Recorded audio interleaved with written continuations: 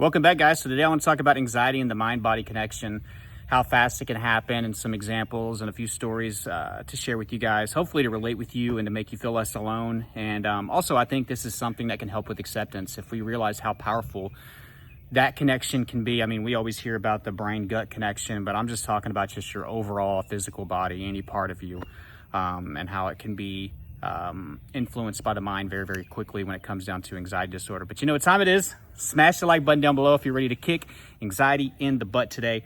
And guys, you know, a video like this can help. Once you feel like you can relate with somebody and finding out you're not alone, and especially whenever you gain awareness on like something like today's topic, the mind-body connection, it can make you feel a little bit at ease. And it can help with acceptance, especially if you have health anxiety. And I know a lot of people that watch me have health anxiety. And there's tons of examples I can give of this. But you know, in the beginning, I didn't really understand how anxiety worked. I didn't understand the conscious-subconscious relationship. I didn't understand things like, you know, why am I having symptoms? I just got checked out by a doctor and, you know, I'm sitting on a couch and my chest is still hurting. Oh my God, that must mean that there's something wrong with me. How can I have anxiety symptoms doing something that I love? You know, I'm having a good time. Why does my chest hurt?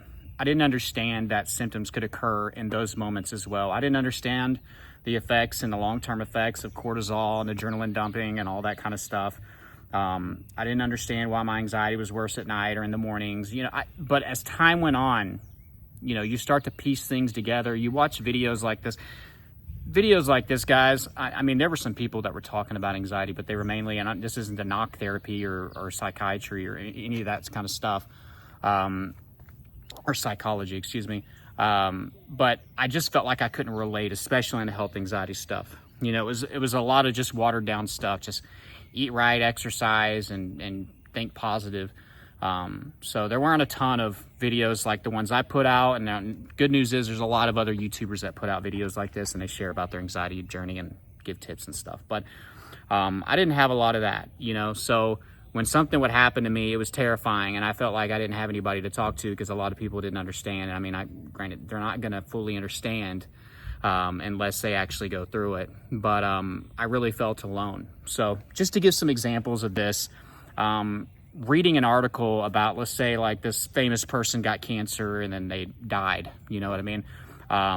Depending on what kind of cancer it would be, I could feel symptoms in that area. So just say it was a form of digestive cancer, I would start to have stomach pain.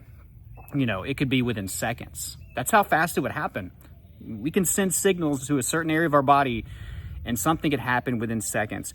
If I read about somebody having a heart attack, which the first 2.5 years, I was so plagued with this fear of having something wrong with my heart. And isn't it funny, like when you fear a certain disease or a scenario, or say something like heart disease, it's everywhere, right?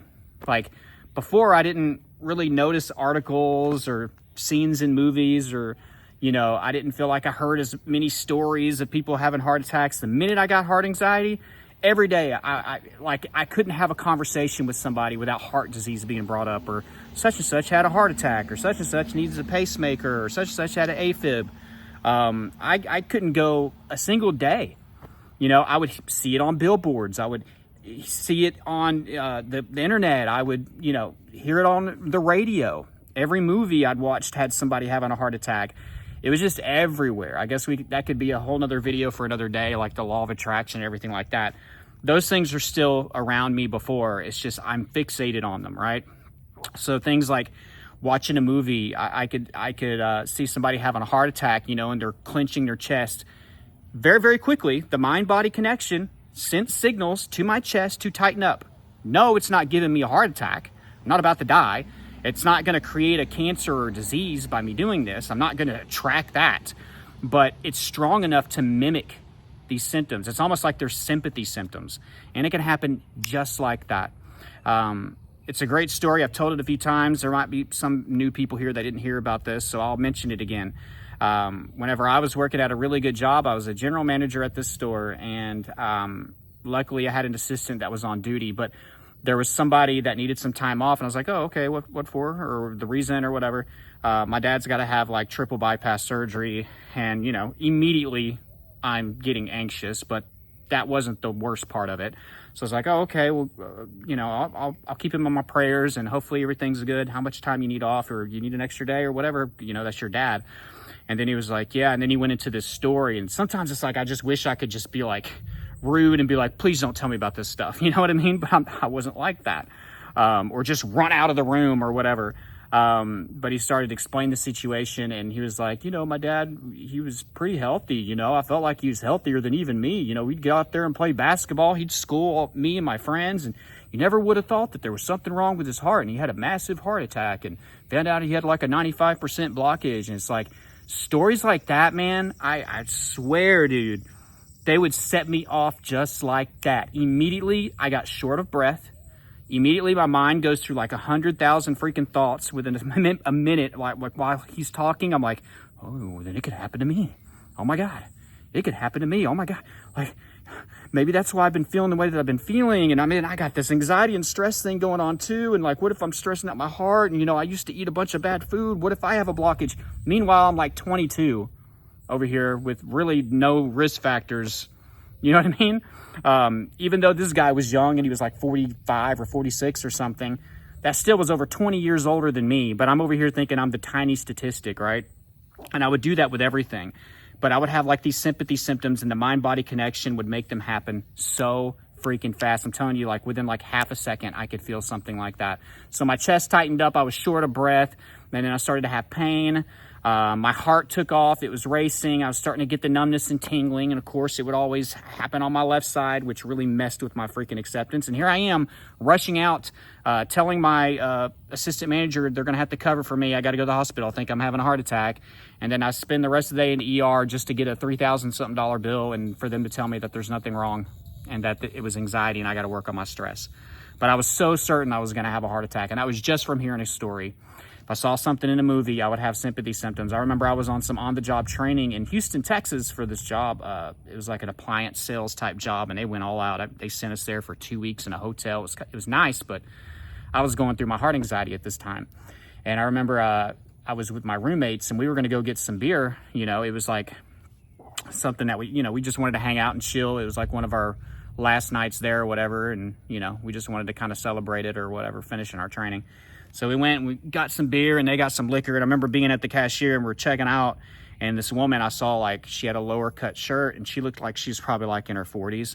And I saw like this massive scar that went down right here. Immediately my chest would get tight. Immediately, like just like that. And then my chest started to hurt, and then I had to like get back and like chug beer until I could freaking calm down. It's not a good thing. Don't get into a habit of doing that. I did that a lot. And that's because it seemed like it worked pretty quickly. But in the long run, it turns into just this vicious cycle when you're having horrible anxiety the next day. So it's not worth it. So try to stay away from that. But reading articles, again, like I'm anybody that was having cancer or something, like I could have it in that same place. Hearing about a blood clot, my leg would start to cramp. I mean, I'm not kidding. I'm not kidding. I'm not joking. I don't get on this YouTube channel trying to lie about any of these things. I have no reason to, you know. But I could read about a blood clot and my leg would start to hurt. And they're like, oh my God, my grandpa, he had blood clots in his left leg.